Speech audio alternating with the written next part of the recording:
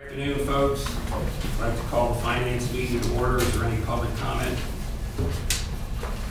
Seeing none, we'll move on to our topics for discussion today. The first one is the Hexagon agreement. Mr. Shire. We wanted to give you a briefing in anticipation of tomorrow reviewing the Hexagon CAD contract addendum. We were in the finalization of our hardware and with the project, because obviously the importance and critical nature of the project, we are requiring sign-offs and really double reviews for everything along the way.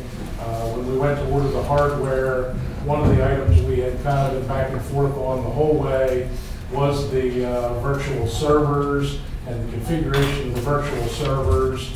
And we had basically two choices. I think you had a talking point sheet that we had provided. So the hypervisor, basically the virtual environment that controls all the servers, we had two choices, Hyper-V or VMware.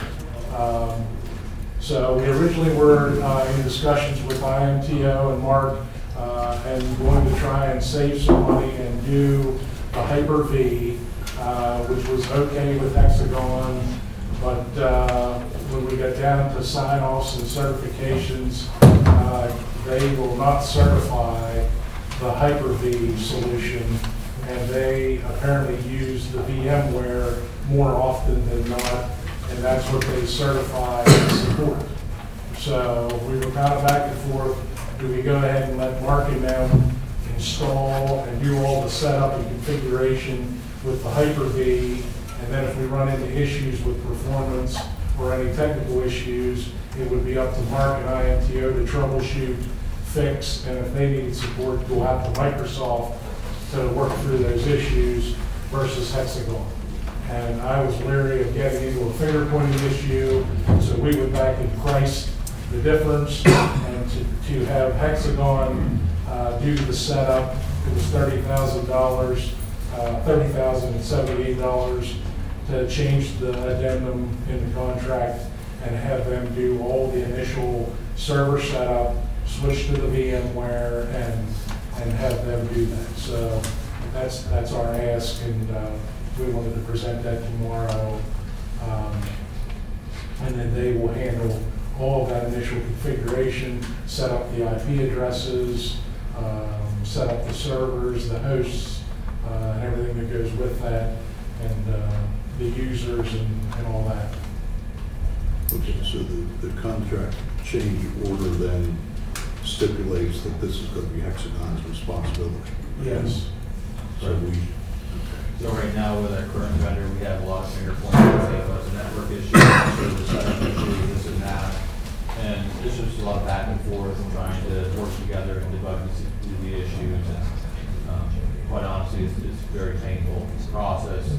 It's not just our current vendor, it's other applications throughout the county. We're struggling with the current vendor today on a completely separate topic, but it tends to be quite a headache. And if this is an option, then they certify it and support it, and they have in-house expertise on the VMware product instead of the Microsoft solution. And I think it's viable and probably the best option to make sure that we have a fully successful implementation of the CAD system. Okay, so Keith has seen this. That was my concern. Yeah. We, after what we've been through, we want an ironclad guarantee that they're going to be responsible. Okay, that was my concern. VMware is kind of an industry standard on the virtualization side. Yep, that's correct.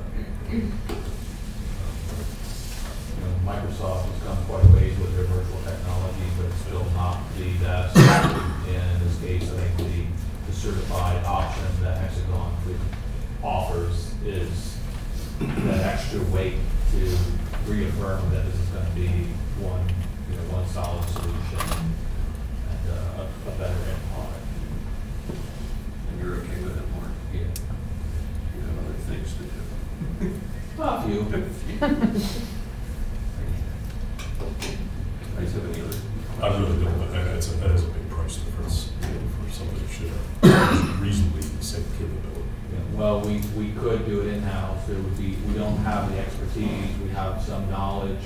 We could probably get through it. It would probably take a lot longer. The risk factor sounds pretty high. It is. We have a couple of instances in the county that have VMware product, but it's typically a package deal with existing software. Staff have any questions, comment? Good. You're looking for our approval tomorrow? Tomorrow. Well, I think we're presenting. Presenting. Do we need We're approval? presenting tomorrow and And then approval Monday. Monday. Monday, okay. All right, this was just for discussion. Okay, next is discussion of a donation for support of the critical incident stress management team. Yep. Okay, so as you recall, in the fall of 2018, we asked for your support to develop the critical incident stress management team known as CISM. The mission of the CISM is to provide a core of trained volunteers to help emergency service providers handle the stressors in which they're faced with every day. Team members include mental health professionals, clergy, and emergency services peers. Each member will need to be trained and brought up to a certain level before they can actually be effective and respond. So to help offset those costs that are incurred, such as training, the White Circle Club of Carlisle is donating $1,500 for that purpose. So this is action requested to approve this donation for the CISM team. Can you tell us a little bit about the White Circle Club? I got Brian to help you with it. Anything about the White Circle Club? Right. It's a social club in town, actually right down the street. Through their small games of chance and what they have to give back to the community, because it's a split. I don't know, I'm going to say maybe something like 70-30, where they can keep 30%, but they have to donate 70% of their small games of chance to various 501c3 type organizations. So that's where that comes from. They, Appreciate the donation. This is an important team that we're setting up here. And so I'll make a motion to approve the donation or acceptance of the donation, and also suggest that we send a letter of appreciation. We have a motion, is there a second? Second. Any further questions or comments on the motion? All in favor, say aye. Aye. Aye. Motion carried. Thank you. Thank you. Okay, next we have a topic of discussion, associated builders and contractors. Mr. Colley, Mr. Selhamer.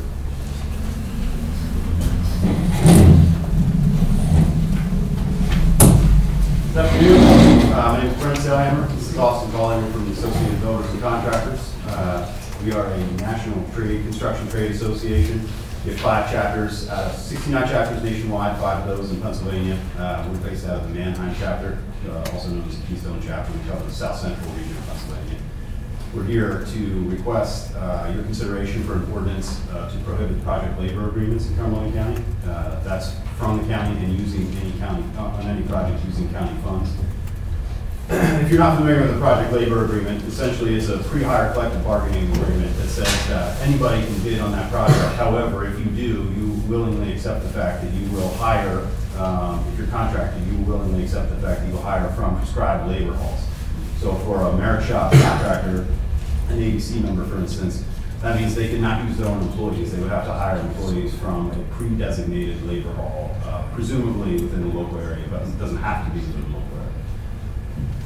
So most of our, if not all of our members would not participate in a project labor agreement project. They just wouldn't bid on that project because no one would sign off on labor from someone who isn't their employee.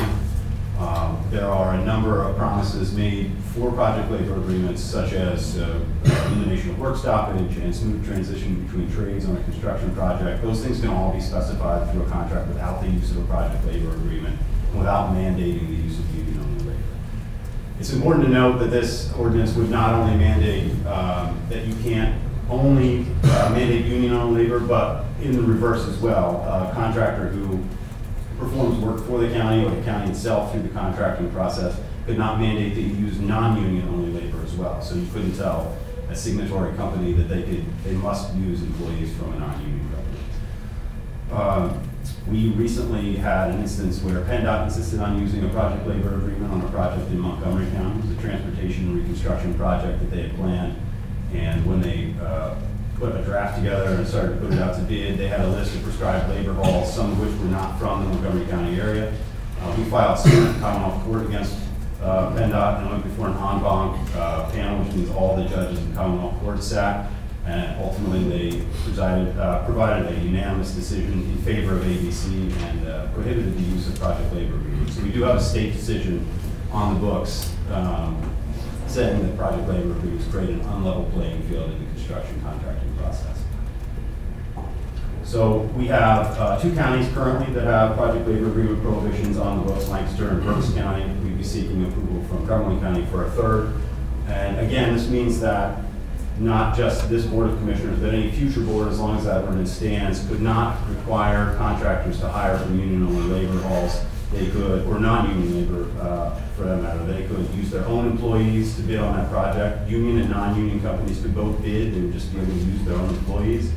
This also goes for anybody who accepts county funds. If they mandated where that labor came from for their project, for a bridge project, for instance, they would have to forego county funds for that project.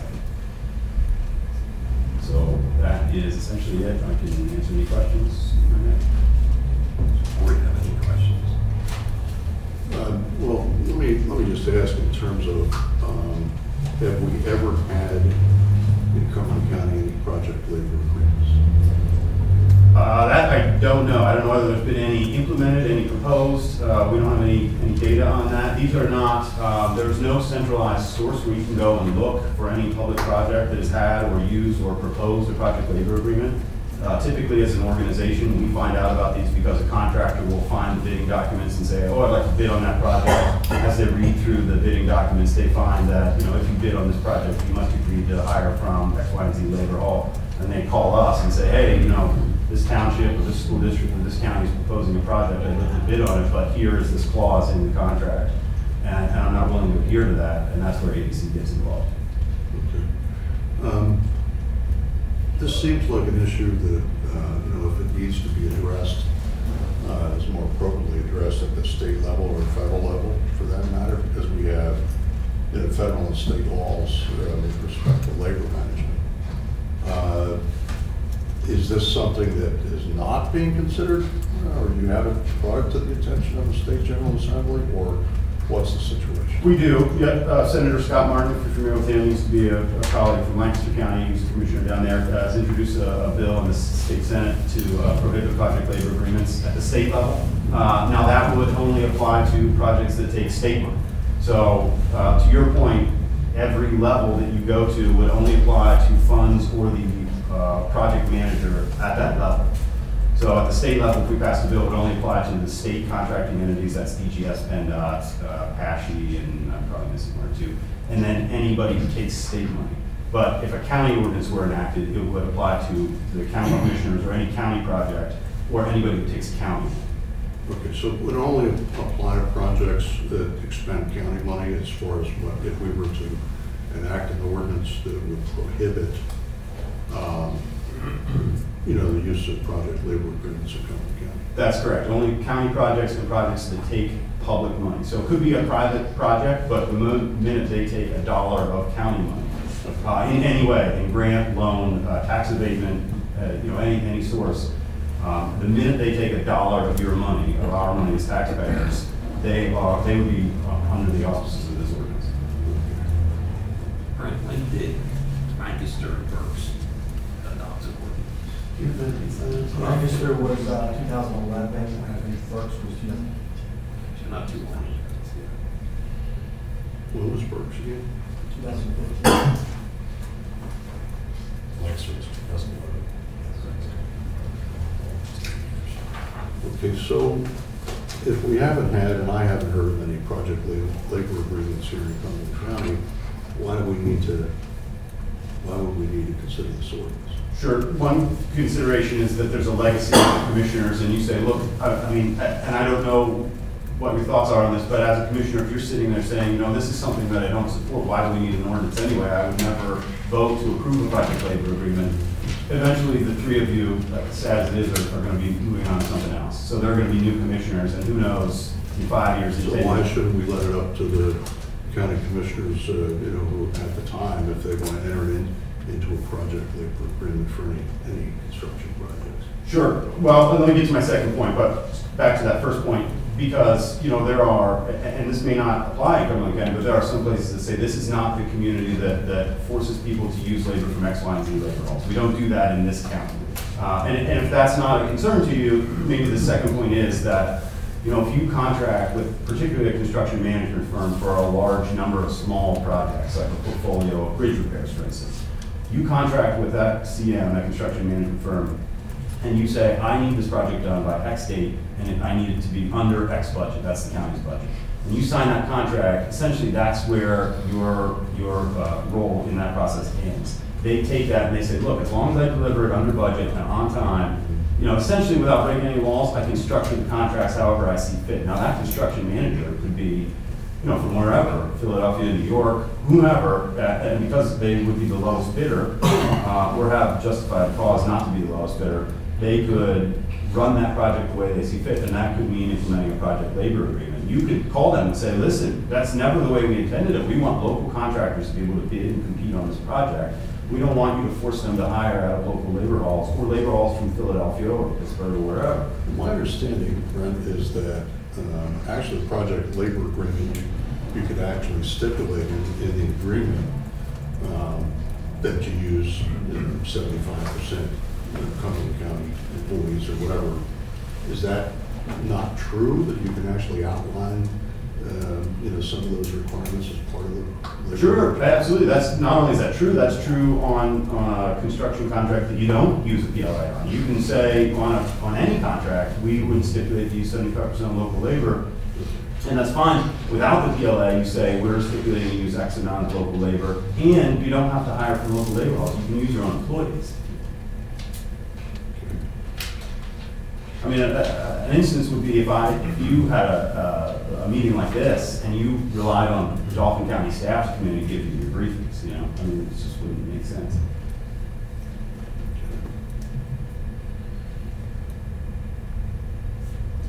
Mr. Chairman, at some point, we've got a lot of folks who are here. I don't know whether there's anybody else that might be interested. Well, I want to make sure the board has the opportunity to ask questions Sure. first, please.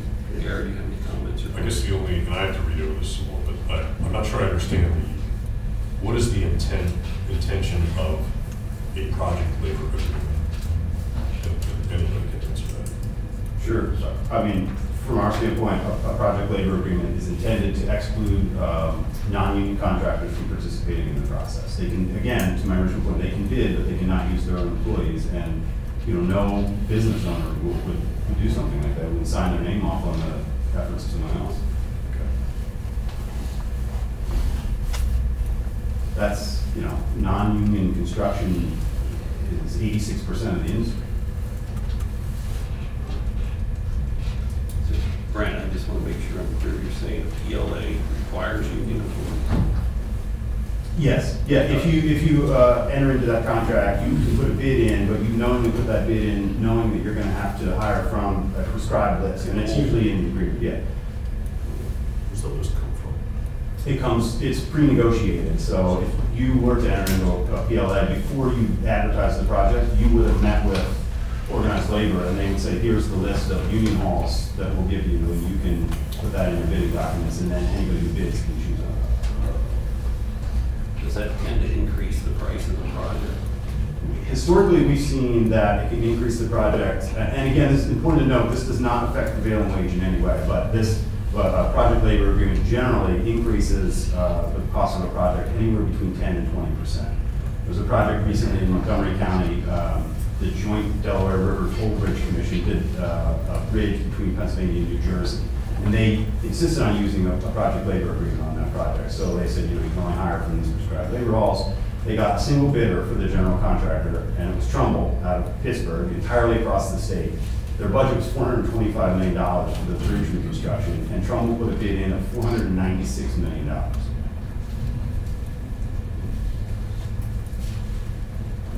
Knowing what you know about our county,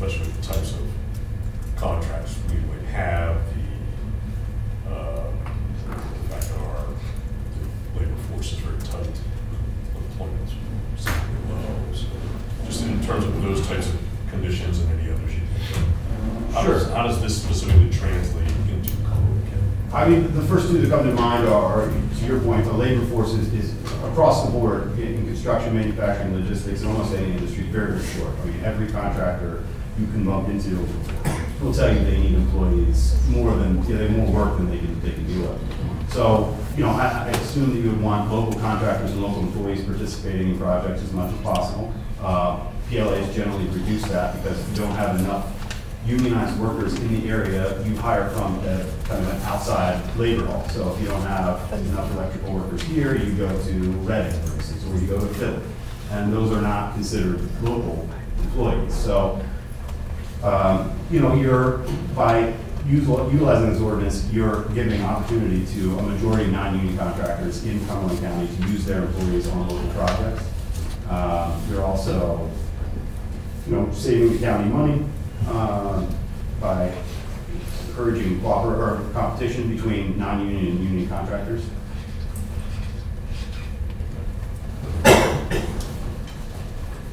Staff have any comments?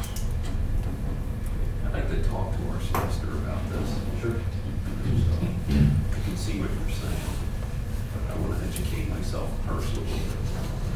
Sure, yeah, and I would encourage you to, reach out to, Christian Leinbach in Berks County is still there. He was the one who approved that. Scott Martin, or I think Dennis Stuckey's still around. So. Okay, anyone in the audience have any questions or comments? Yes, sir. Please state your name. Excuse me. My name is Frank Sirianni, and I'm with the Pennsylvania State Building Trades Council. And although I do not negotiate project labor agreements, when I was working in the field, I did some work with contractors who had been involved in a project labor agreement at one time or another. And some of the things that are presented here today may not necessarily be correct. First of all, the PLA in Philadelphia that was rejected by the courts wasn't written in the proper manner, that it did isolate one particular group, which was a steelworkers group. It's not part of the PLA originally, that created an unfair field. So we asked the governor not to appeal that because we thought it was unfair. And it involved the steelworkers.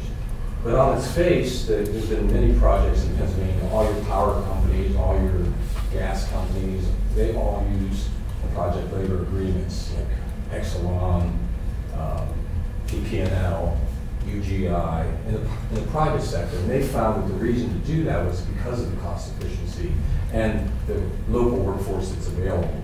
I would say in the immediate area, and I just lived out 74 days. In the immediate area, there's probably over 10,000 construction workers that are affiliated with the local unions. But let me first say, there's never been any time, get in your space, but there's never been any time, I was going to go that's all right. We've restricted the ABC from bidding, or any other contractors from bidding on any of these projects. They're welcome to bid on it because the federal law and the state law says they must be allowed to bid on it. All contracting and procurement laws say that, as any of the attorneys will tell you. So we end up with this situation up in Hazleton where we had a stadium being built, and I would say my craft, and I'm a glazer by trade. I used to work for Hirschhoff's and Harrisburg Glass. I don't know if you know those guys. So Mexico Glass gets the job. They were not a union contractor, and they brought all their people in because there were no glazers in that area. So the non-union contractor said, "Hey, bring your guys in." They didn't have to sign their lives away. They didn't have all this detrimental stuff that happens to these non-union contractors.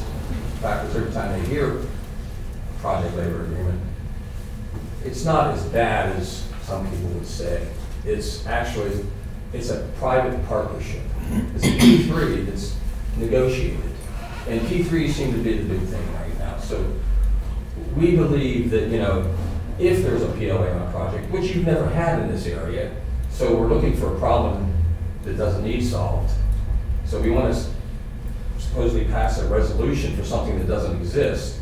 So that restricts you from having the ability, if you wanted to at any time, look into it. And then there has to be a study done to see the feasibility of it, to make it legal. I mean, you can't just go out and have a PLA without doing a feasibility study. What's the necessity of it? What's the time frame of your project?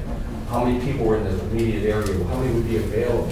So it's just a tool that you would have in your toolbox if you decided you wanted to have an expedited project. Usually, I'd say 9 out of 10 projects come in under budget and always on time. I mean, we built all the nuclear power plants. You know, we have a lot of people in this area that are union construction workers. Okay, so we have, you know, across the state, which they mentioned, we have a lot of construction workers, probably 133,000 out of all the construction workers in Pennsylvania, and that's a third. And it's not that 80% of the people just decided not to be union. We just haven't talked to them all yet. As soon as we get other contractors on board and show them that our training and our benefits, you know, we provide good benefits, pensions for all our workers, they're getting the bonus. But we always can negotiate, or the local council can negotiate with you what you want in there. If you want to make sure that 25% of them are graduates from your local trade schools, or military, ex-military, women and minority status, we can provide all that, if there is one negotiated. But as we said, none have been negotiated. It's like, I don't know, looking for a crime to happen so you can go out and shoot somebody, I guess. You know, it's our opinion that this is way ahead of the ball.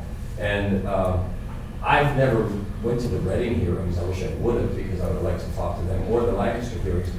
And you must understand, Lancaster's never had a project labor agreement either. They passed the law. But I don't think you want to interfere with any kind of contracting issues with people. I mean, that's something that's, you know, you should always have the availability to negotiate any kind of contracts on behalf of the constituents in this area to give them the best benefit. So if it's there, you can use it. You don't have to use it. No one mandates it. They're talking about mandates that I don't see that exist, or asking you not to, or to mandate that you can't do something. It's kind of strange, in my personal opinion. Anything you need to know, there's been over 390 project labor agreements in the United States over the past 2 years. There's over 50 active in the private sector right now. Some of the school districts in other areas have them, some of the counties do, some of them, you know, but it was their choice of whether or not they did it. So I would leave it at that, unless anybody else has anything to add on that. Kind of all over the place. I wasn't planning on. That's okay. If you want to wrap it up, yeah. If there's anyone else who would Well, like to comment. I can go on to 5. Sir, thank you for your comments. Anyone else have any questions? I'd like to say something. Yes, sir. Your name, please. My name's Matthew Hecker. Thank you. I'm a union organizer in this area for local pipe fitters, local 520.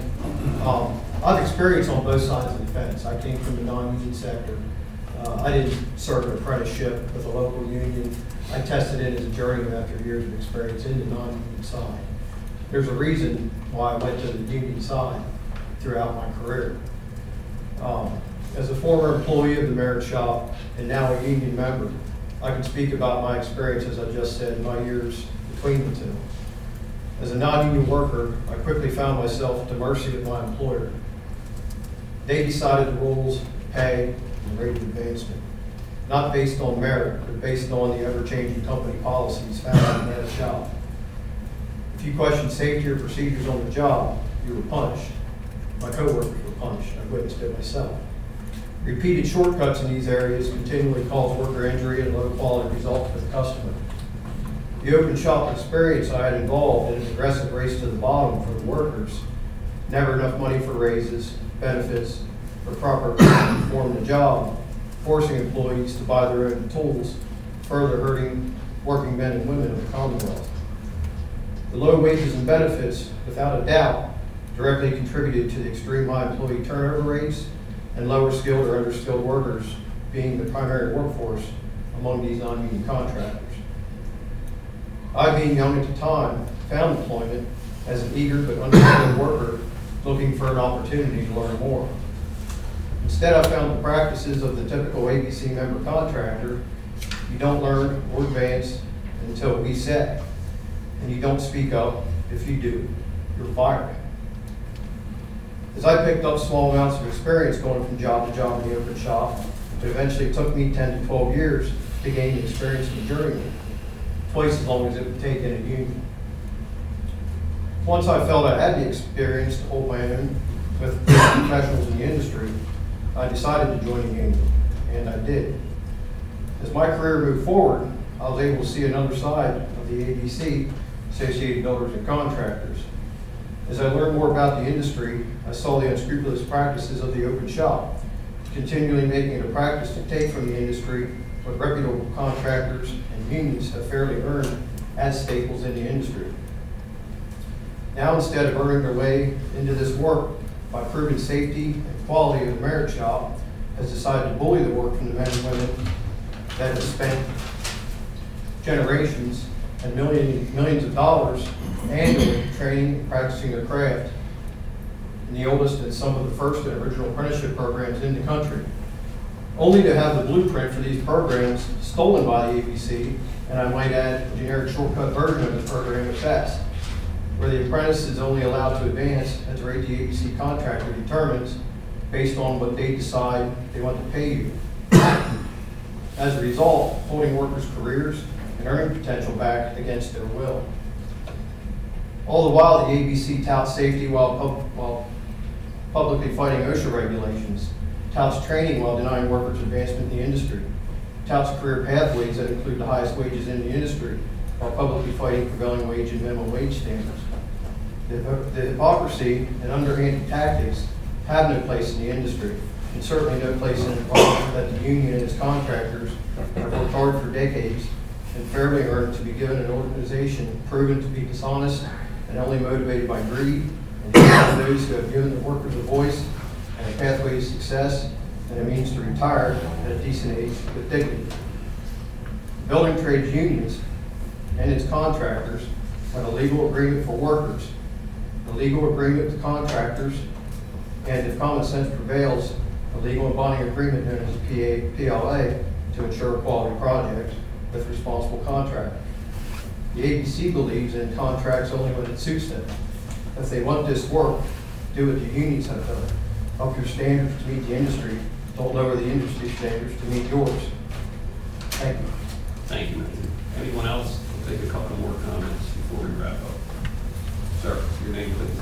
Randy Straw, I'm with the Carpenters Union. I guess my question would be probably towards the ABC, in the fact that, Cumberland County has not had any project labor agreements, and most of the projects have been bid fair. And when there is a project labor agreement, the majority of the workforce does come from the area. And Cumberland County is a huge area that many union carpenters do come from.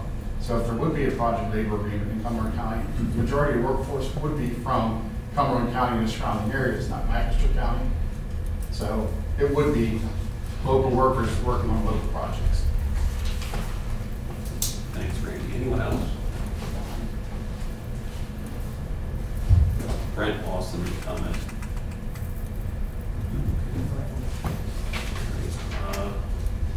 Guys, good? Yeah, Mr. Chairman, I would just like to say that, I appreciate everybody's comments. This is often the case when you have conflicting information and conflicting arguments, and it's kind of, sometimes it's difficult to try to get to the actual truth. I appreciate everybody's input, but I will say this, that we haven't had any project labor agreements. I don't know why, and it was said by Mr. Serafini that it's almost like a solution in search of a problem. But more than that, I'm concerned about how this relates to federal or state law. And so before we would even consider moving forward with this further, I would want our solicitor to take a look at that question, because I believe that, from what I understand, that it might violate competitive bidding requirements found in the Pennsylvania Constitution, and also potentially a violation of the Pennsylvania statutory procurement code. But in any event, I think these are legal issues that we would want to consider. I also got information. The National Labor Relations Act specifically prohibits both employers and unions from discriminating against employees based on their membership or non-membership in labor organizations. So I don't know. Go ahead. There's an inclusion to that for the construction industry in the National Labor Relations Act. And I'll be happy to send it to you, but it says except for the construction industry. And I don't want to take short. No, that's okay. No, I want to just respond really quickly. One, we do have 2 ordinances in the books in Lancaster and Berks, particularly in the Lancaster case, which has been around for 8 years. I assume, and I could be wrong, but I assume that if that were unconstitutional or violated law in some way, someone would have challenged it by now. And to your other point about not having any problem. Of course, there hasn't been any interest in using the project labor agreement either. So, Which would stay here, right? So you have something on the books that you may not have beat it anyway. Anyway, go ahead. Yeah, but to my other point, or your other point rather, about not having any problems in this county or not counting PLAs, I think my earlier argument is the one that I would stick by and say, in the future, who knows what's going to happen? And when you guys decide to repair a county-owned bridge, you don't wait until it falls down to do it, right? I mean, this is a preventative measure rather than a response to a problem. So to Frank's other point, he's absolutely right. I mean, there might not be a problem now, but I'm looking. My job is to look out for 86% of the construction industry, not today, but tomorrow and the next day and the next. I'll just say this now. I'm not running for re-election. I'm concluding my second term as a county commissioner. So you are running? I'm not. Oh, okay. I think you were. I thought you were something new today. I was running for re-election, concluding my second term as a county commissioner, but I know my 2 colleagues will relate to this. And that is that, sometimes prior boards of commissioners can saddle current boards of commissioners with things that they may not want. And I know one situation that is near and dear to us that we're considering right now. My point is that if the county board of commissioners at some point in the future would want to consider a project labor agreement, and we ban it now, they will have that opportunity. So again, I'm on one hand, I think a solution in search of a problem, but also potentially, and that's why we need to have our solicitor take a look, is potentially creating a problem that doesn't exist. So that's all I'll say for right now. Okay, Eric, I think I've got most of my questions answered, but I'm going to be waiting to hear what the reaction from the solicitor is, and I may call one from contractor side as well. Just one question. Yeah. Lancaster and Berks are the ones that have them, and you say neither one has been in a situation with PLA anyhow? You mean they haven't used one? They haven't used one.